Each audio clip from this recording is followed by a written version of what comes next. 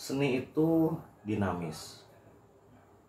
Pada berbagai tempat maupun pada berbagai waktu yang berbeda mengalami perkembangannya yang berbeda masing-masing sesuai dengan masyarakatnya yang juga selalu berubah.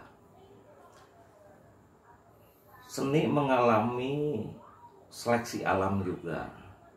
Ada seni-seni yang bisa hidup, bertahan, mengakomodasi kebutuhan masyarakatnya, yang mana akhirnya seni itu diterima oleh generasi, bahkan generasi-generasi setelahnya. Itulah yang kita sebut dengan seni tradisi, di mana seni itu sudah berkembang, melewati, diuji oleh generasi-generasi, sehingga kini musik keroncong juga dapat dikategorikan sebagai musik tradisi. Berangkat dari abad 16 atau lebih tepatnya bangsa Portugis mulai datang di Indonesia, di Nusantara 15-12 begitu, lalu mulai mengenalkan semacam jenis musik fado, yang mana fado ini berkembang menembus zaman dalam kreasi bangsa Indonesia sendiri yang disebut dengan musik keroncong. Kita pun sekarang mengenal berbagai musik keroncong seperti Stambul, keroncong asli, maupun langgam sebagai contohnya.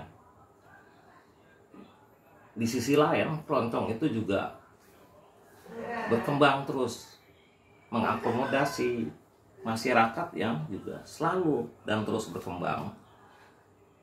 Tidak mengherankan jika kita saat ini mendapatkan berbagai macam kreasi baru, seperti misalnya keroncong beat, keroncong simfoni, keroncong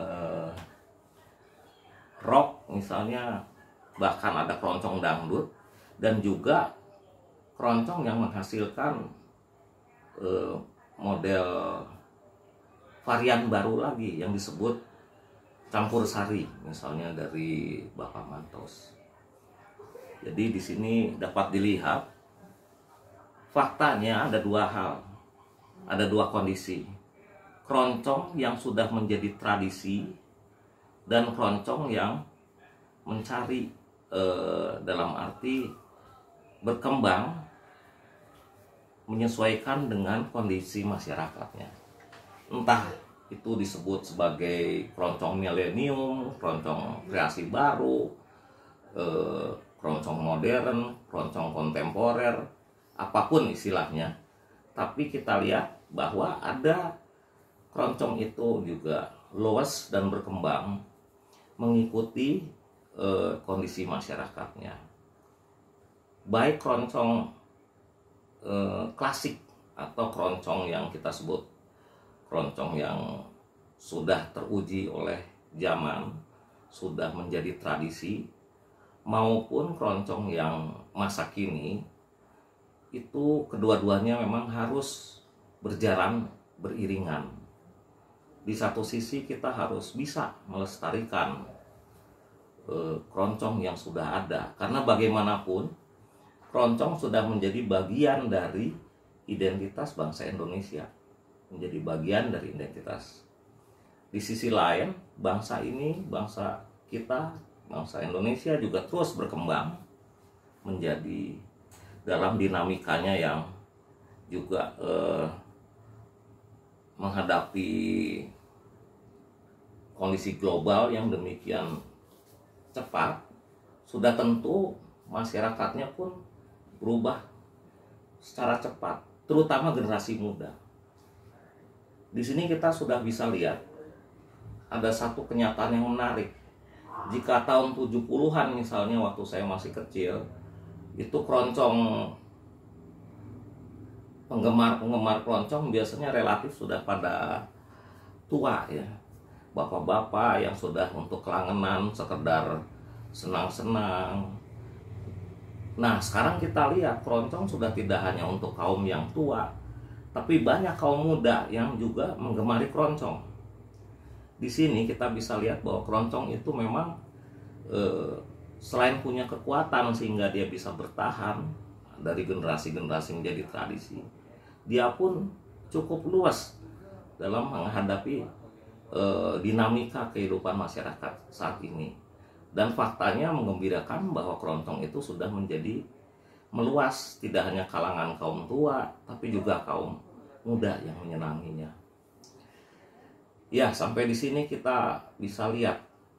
Saya pun melihat bahwa ada satu figur yang hemat saya menarik sekali, itu figur dari Mas Koko Tole ya. Mas Koko Tole yang juga berada dalam wilayah menjaga tradisi keroncong, juga membuat kreasi-kreasi baru secara kreatif dengan semangat inovatif dan produktif. Banyak karya-karya atau garapan Mas Koko yang saya lihat berangkat dari, dikembangkan dari aspek-aspek dalam musik keroncong itu sendiri, maupun yang digabungkan dengan gaya-gaya unsur-unsur gaya musik dari di luar keroncong itu sendiri. Ini menarik karena membuka potensi untuk membuat varian-varian baru dalam keroncong. Selain membuka potensi juga untuk berkembang pada kalangan-kalangan yang generasi milenial ini. Saya kira kita mengharapkan dan saya percaya bahwa Mas Koko Tole ini akan menjadi salah satu katakanlah tokoh yang mampu untuk membuat kreasi baru dengan varian-varian baru dalam dunia musik keroncong, yang mudah-mudahan satu saat akan diterima tidak hanya oleh generasi sekarang, tapi generasi-generasi ke depan pun, yang mana akhirnya setelah diterima oleh berbagai generasi menjadi keroncong yang masuk dalam kategori tradisi. Demikian saya kira, selamat berkarya untuk Mas Koko Tole dan sukses selalu. Salam.